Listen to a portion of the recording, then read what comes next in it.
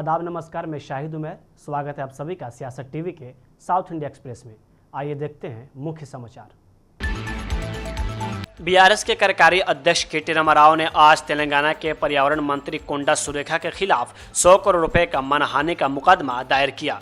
मानहानि का मुकदमा मंत्री द्वारा केटीआर पर अभिनेता नागा चैतन्य और सामंथा के तलाक के लिए जिम्मेदार होने का आरोप लगाने के बाद आया है। एक्स में एक पोस्ट में केटीआर ने कहा, बहुत लंबे समय से ये हमने और कानाफूसी अभियानों और सोशल मीडिया के माध्यम से चरित्र हनन के प्रयास अनियंत्रित हो गए हैं, लेकिन अब नहीं।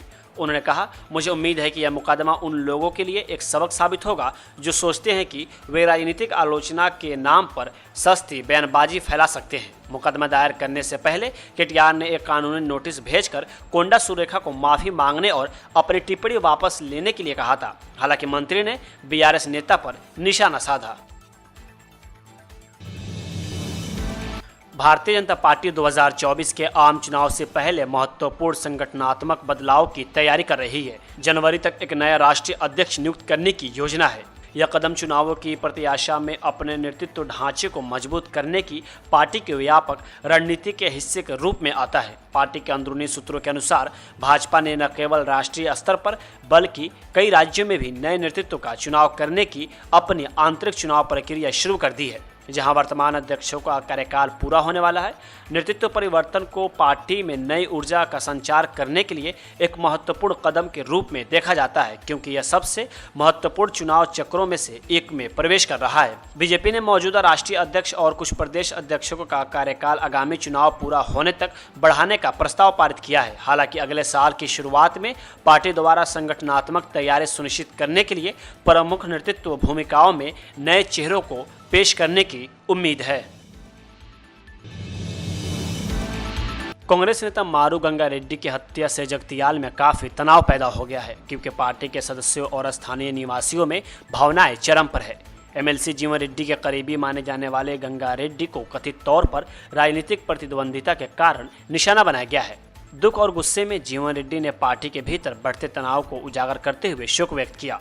उनकी टिप्पणियों के साथ साथ पार्टी सचेतक अदलूरी लक्ष्मण पर तीखी टिप्पणियां भी की गई, जहां रेड्डी ने कहा, आपको शाप है और आपकी पार्टी को भी, जो पार्टी रैंकों के बीच पनप रही निराशा को दर्शाता है।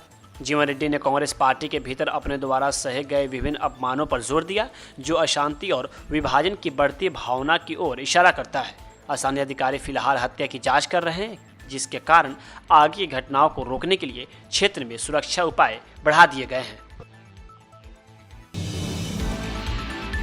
ज्योतिष के मोर्चे पर बीआरएस नेताओं के लिए अच्छी खबर है, खासकर कलवाकुंतला परिवार के लिए, क्योंकि प्रसिद्ध ज्योतिषी प्रशांत कीनी ने भविष्यवाणी की है कि पूर्व मुख्यमंत्री के चंद्रशेखर राव 2028 में एक बार फिर तेलंगाना के मुख्यमंत्री बनेंगे।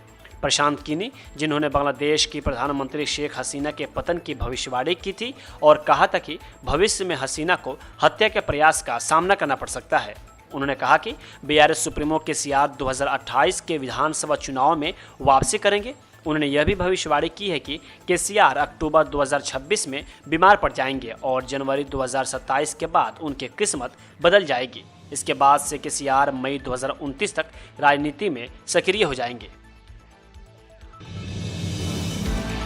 बीआरएस पार्टी ने डिस्कॉम द्वारा 300 यूनिट खपत के बाद 10 रुपये से 50 रुपये प्रति यूनिट तक प्रस्तावित टैरिफ बढ़ोतरी और सभी वाणिज्यिक उपभोक्ताओं को एक टैरिफ के तहत लाने का विरोध किया है। कार्यकारी अध्यक्ष के.टी. रामाराव के नेतृत्व में पार्टी नेताओं ने ईआरसी अध्यक्ष से मुलाकात की। उन्होंने चिंता जताई कि सरकार द्वारा प्रस्तावित टैरिफ बढ़ोतरी से लोगों पर 18,500 करोड़ रुपए का बोझ पड़ सकता है। उन्होंने ईआरसी से डिस्कॉम के माध्यम से सरकार द्वारा रखे गए प्रस्तावों को अस्वीकार करने का आग्रह किया। राव ने कहा कि डिस्कॉम द्वारा किए गए 9 प्रस्ताव लोगों की वित्तीय भलाई को गंभीर रूप से प्रभावित करेंगे। उन्होंने चेतावनी दी है कि आम परिवारों को वित्तीय संकट में धकेल देगा।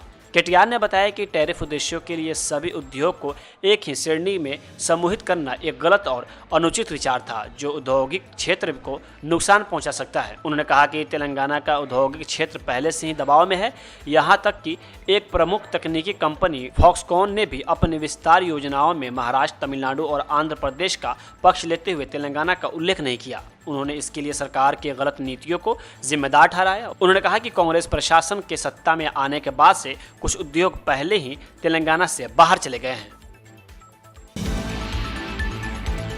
कर्नाटक के गृह मंत्री जी परमेश्वर ने आज कहा कि जनता को पता होना चाहिए कि इस साल फरवरी में कर्नाटक पिछड़ा वर्ग आयोग द्वारा प्रस्तुत जाति जनगणना रिपोर्ट में क्या है। उन्होंने कहा कि अगर जातीय जनगणना के बारे में कोई चर्चा नहीं हुई तो राज्य सरकार पर रिपोर्ट को छुपाने का आरोप लगेगा। सदाशिव नगर में अपने आवास के पास पत्रकारों से बात करते हुए उन्होंने कहा कि जातीय जनगणना रिपोर्ट को कैबिनेट के सामने लाया जाएगा और इसके पक्ष और विपक्ष पर चर्चा की जाएगी। मुख्यमंत्री ने कहा कि अगला फैसला बाद में लिया जाएगा। यहां सदाशिव नगर में अपने आवास के पास पत्रकारों से बात करते हुए उन्होंने कहा कि जातीय जनगणना रिपोर्ट को कैबिनेट के सामने लाया जाएगा और इसके पक्ष और विपक्ष पर चर्चा की जाएगी। जातीय जनगणना की रिपोर्ट के लिए 160 करोड़ रुपए खर्च किए गए हैं। यदि आप इसे खर्च करते हैं और इसे लोगों के सामने नहीं रखते हैं तो खर्च किया गया पैसा उपयोगी नहीं होगा। लोगों को पता होना चाहिए कि रिपोर्ट में क्या है, अन्यथा सरकार पर इसे छुपाने का आरोप लगेगा। भारत के सिलिकॉन वैली बेंगलुरु की सड़कों पर नाव चल रही है। दरअसल बीती रात हुई भारी बारिश के चलते शहर में जलजमाव की स्थिति बन गई है। कई सड़कें जलभराव की वजह से बंद हैं और लोगों को सुरक्षित निकालने के लिए प्रशासन ने सड़कों पर नौकाएं उतार दी हैं। इससे लेकर सोशल मीडिया पर काफ़ी कुछ कहा जा रहा है और लोग खराब आधारभूत ढांचे को लेकर प्रशासन पर नाराजगी निकाल रहे हैं। देखा है ना, ये पहले बेंगलुरु में हजारों तालाब रही, अभी कितना बचा है?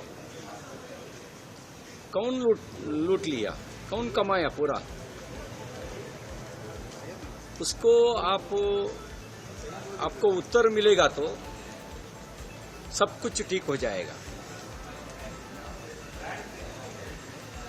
ब्रांड बेंगलुरु के नाम पर लूट रहा है। एक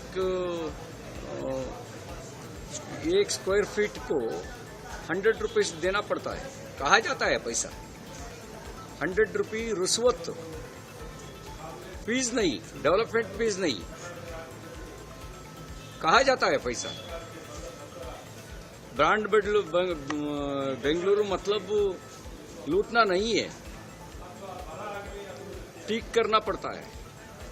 बेंगलुरु एक इंटरनेशनल सिटी होने के बाद में भी हालत ऐसा है, जिम्मेदार कौन है?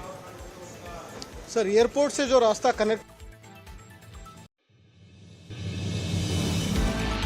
वक्फ बिल के लिए जेपीसी की बैठक में भाजपा और टीएमसी के बीच जोरदार झड़प हो गई, जिसमें कल्याण बनर्जी घायल हो गए। सूत्रों से मिली जानकारी के मुताबिक वक्फ बिल पर जेपीसी की बैठक पार्लियामेंट एनेक्सी में शुरू हुई और बैठक के दौरान हाथापाई होने के बाद इसे कुछ देर के लिए रोक दिया गया।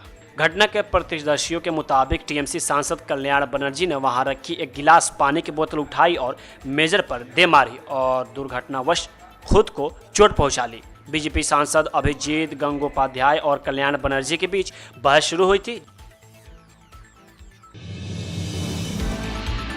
साउथ इंडिया एक्सप्रेस यहीं होता है समाप्त। मुझे दे इजाजत। बाकी खबरों के लिए बने रहें सियासत टीवी के साथ।